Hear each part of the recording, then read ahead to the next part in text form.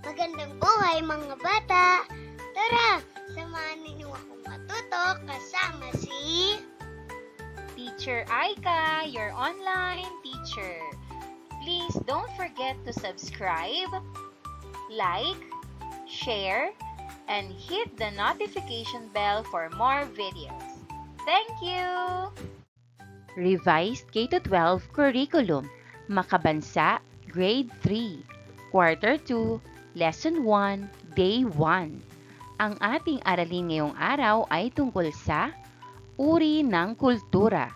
Muli, ako si Teacher Aika, ang inyong online teacher. Simulan na natin. Kasanayang pampagkatuto na ipaliliwanag ang ugnayan ng kapaligiran at kultura. Layunin, nabibigyang kahulugan ang material at di-material na kultura at natutukoy ang mga material at di-material na kultura ng kinabibilangang bayan o lungsod, lalawigan o rehiyon.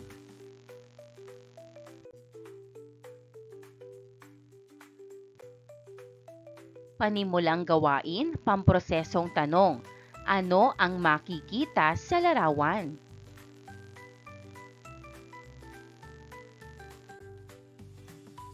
Sagot, makikita natin ang isang mataas na gusali na bilog ang hugis sa itaas.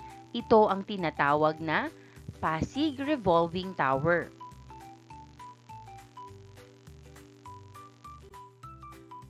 Anong uri ng kultura ang Pasig Revolving Tower? Material o di material? Sagot, ang Pasig Revolving Tower ay material na kultura dahil ito ay isang bagay na nahahawakan at nakikita. Magbigay ng iba pang halimbawa ng material na kultura na makikita sa ating bayan o lungsod. Halimbawang sagot, simbahan, eskwelahan, palengke, bantayog ng bayani, at mga lumang bahay.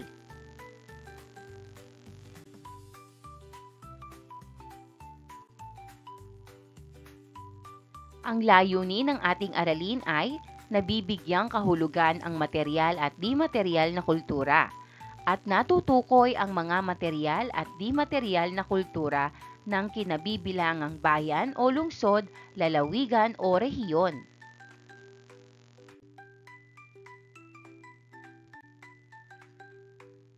Ang kulturang material ay tumutukoy sa mga pisikal na bagay o artifacts na nilikha ng isang kultura. Ito ay mga tangible na bagay na maaaring makita, mahawakan at gamitin. Ang mga ito ay nagsisilbing representasyon ng mga paniniwala, kaugalian at paraan ng pamumuhay ng isang grupo ng mga tao. Ang kulturang di-material ay tumutukoy sa mga di-pisikal na aspekto ng isang kultura.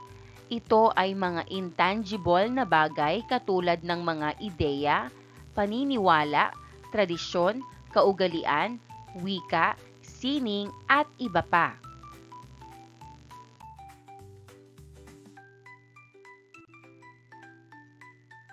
Ang Pasig Revolving Tower ay isang 12 palapag na gusali na makikita sa ating lungsod.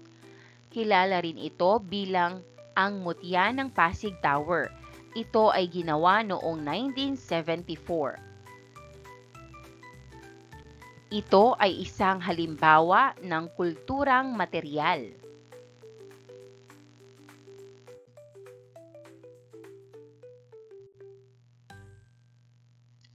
Isa pang uri ng kultura na natutuhan ninyo noong kayo ay nasa ikalawang baitang ay ang kulturang di-material. Isang halimbawa nito sa lungsod ng Pasig ay ang Pasko Titap Festival. Ang Pasko Titap ay isang festival na ginagawa sa panahon ng Kapaskuhan. Sa pagdiriwang nito, naghahanda ang mga Pasigenyo ng float, street dance, at mga konsyerto. Mayroon ding Bambino Festival na pagdiriwang sa Bambino de Pasig bilang pagpapakita ng pananampalataya at pagiging relihiyoso ng mga nakatira sa lungsod.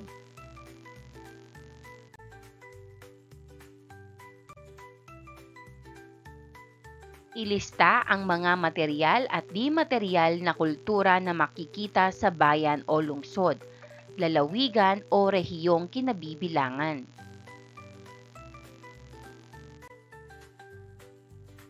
Mga kulturang material. Halimbawang sagot, simbahan, paaralan, palengke, bantayog ng bayani, bahay na bato. Mga kulturang di material. Halimbawang sagot, pagmamano, bayanihan, pananampalataya, pagdiriwang ng pista, at paggalang sa mga matatanda.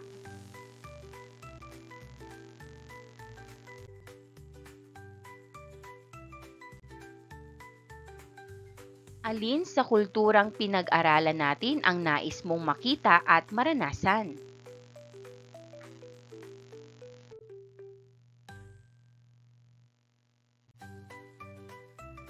Pagtataya ng natutuhan. Panuto, tukuyin kung materyal o di materyal ang bawat bilang. Pagtataya ng natutuhan.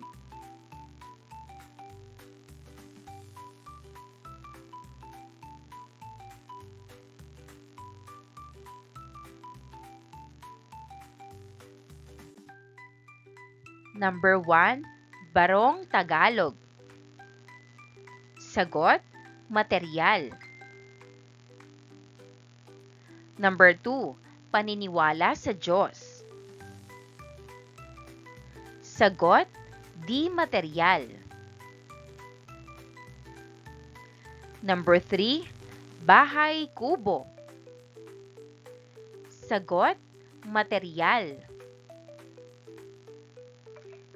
Number 4, awit na Leron-Leron Sinta.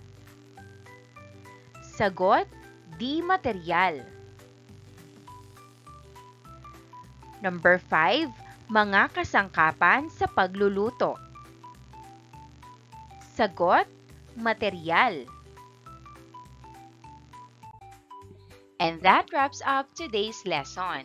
If you enjoyed this video and want to see more content like this, don't forget to hit the subscribe button and ring the bell so you never miss an update. Thanks for tuning in.